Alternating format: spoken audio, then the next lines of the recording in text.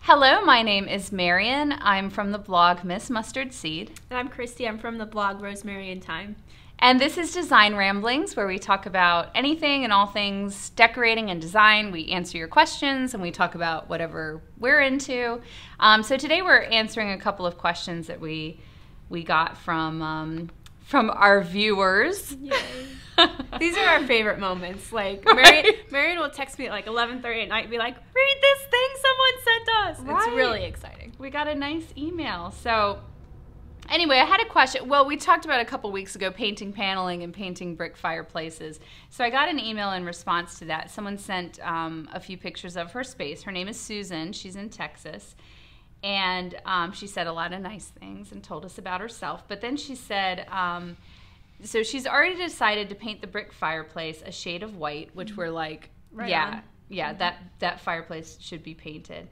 And she wants to paint the paneling too, and she is asking for our opinions on whether to paint the picture frame trim the same coloring as the flat panels. Mm-hmm. So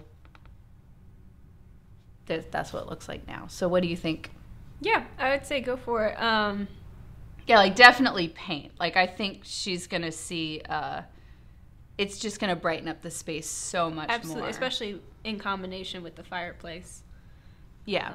Yeah, I think doing, I would do a darker color, I think, around the molding and then do a lighter color on the inside. So actually leave the panels a color and the whole space around the panels another color? Or just the trim a different color? Just the trim a different color, yeah.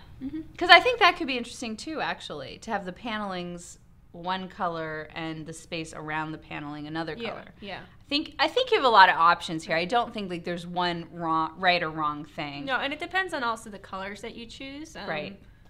If you're choosing a really bold accent color, then maybe just do the trim, but I think if you paint it all white, and then I saw a room on Pinterest that has white walls, and then with just a very like kind of a light grayish color trim, and I thought that looked really beautiful.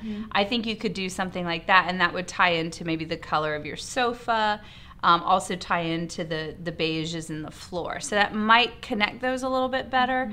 Whereas if there's too much white, because I see right now too, I don't know if you're planning on keeping the wallpaper that's in the room beyond, but it might feel too stark with everything else that you have going on. It'd be a huge dramatic difference, even from the room next to it is like that yellowy color.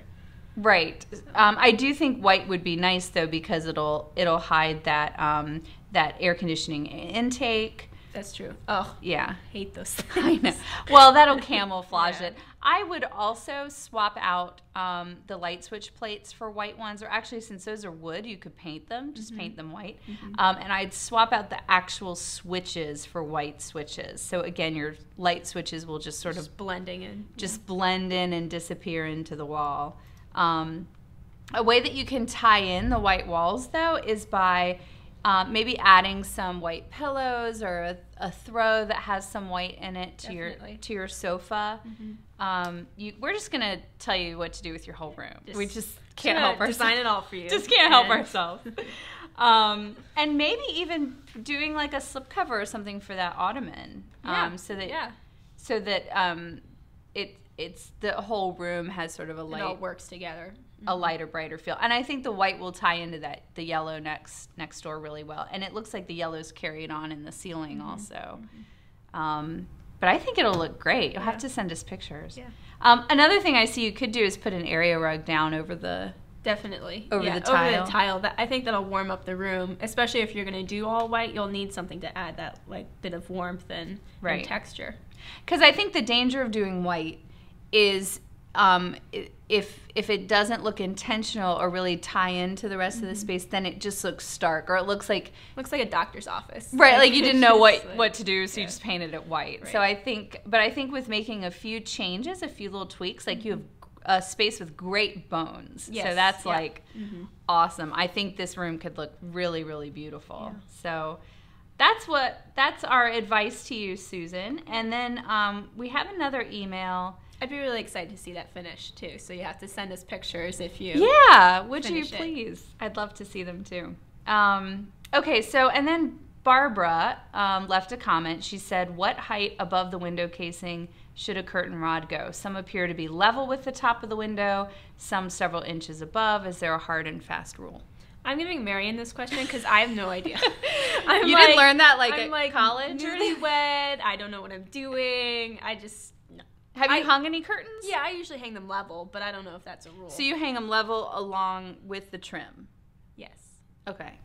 I would say and there's this really great graphic on Pinterest that shows you why to do this, because a lot of people do that. They hang the curtain rod even with the casing, right, and then they have the curtain rod stop about at the end of the casing, maybe a little beyond.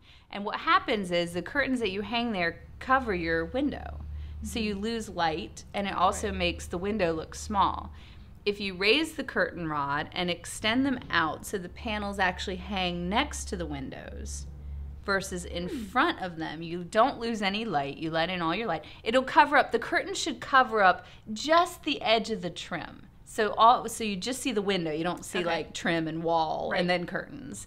And then I would put the rod several inches above, and it just gives the window sort of room to breathe, and it makes it look a lot larger. And there's all kinds of tricks you can do. If you have sort of some asymmetry going on with windows, you can actually sort of cheat one panel one way or another so that the windows look even. So there's kind of a lot of tricks that you can do with that. But yeah, I would suggest hanging it a few inches above and let the rods extend past the window so that your panels hang on either side.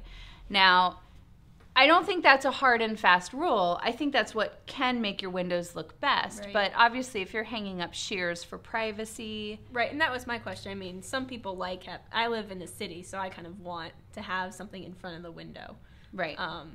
So would you still hang them that way? Just maybe pull them? You know what I mean? Oh, yeah. I would hang them that way and then pull them closed. That's what I do with mine. I use my curtains for privacy as opposed to blinds or something like that. So, yeah, so when they're open, though, you have the full view of the window. Gotcha. If for shears, maybe you would want to hang those like directly over the trim and have them be the exact size of the window, but it kind of depends. Gotcha. I don't think there's a hard and fast rule. And sometimes you have a room that doesn't allow it. Like you have the window is like right up at the ceiling, or right.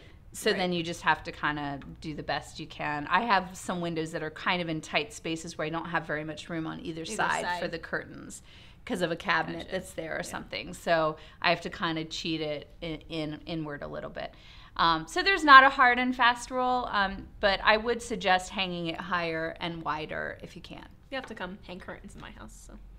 That's right. Well, and I actually, a few years ago, because hanging curtain rods can be like, gosh, like you measure. Especially when you're by yourself and you're like trying to get everything under control. Yeah, like you measure, you get the level out, you drill your holes, you hang it up, you're like all proud of yourself, and then suddenly like the curtains have shrunk like an inch and they're hanging off the floor, or they're puddled a lot more than you want. Or the rod's crooked, and it's like, what in the world? So I actually made a template out of a piece of MDF that sits on the edge of the window. So it's like an L shape, and it sits on the edge of the window frame, and then it tells you exactly where to drill your holes. So then you flip it and do the other side too. She's so clever. I know. So I did that a couple years ago, a few years ago actually, before Pinterest was like a thing. Right. It was like Pinterest wasn't around then. And so I'm like wearing a bandana in it, and it's like me like drilling a hole, not best great moments. pictures. I know. Great. Now it's like my most pinned thing ever. Great. Like, you should redo the photos for that. I know.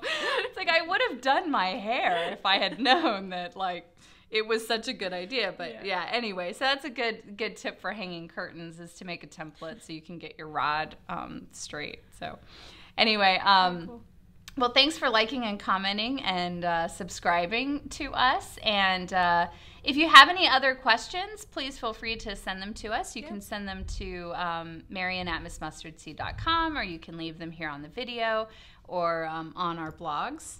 And we are also going to be accepting pictures like like we received today. Yeah, we love that. We love seeing people's houses, and it's a lot easier, I think, to answer questions when we can visualize it. Yeah, so please send in pictures of your space, and we'd be happy to sort of talk through them, show some ideas, maybe do a little bit of shopping for you for what we would put in there. I think that would be fun, and kind of do a little virtual makeover. Awesome. Yeah, so please send those on in to us as well.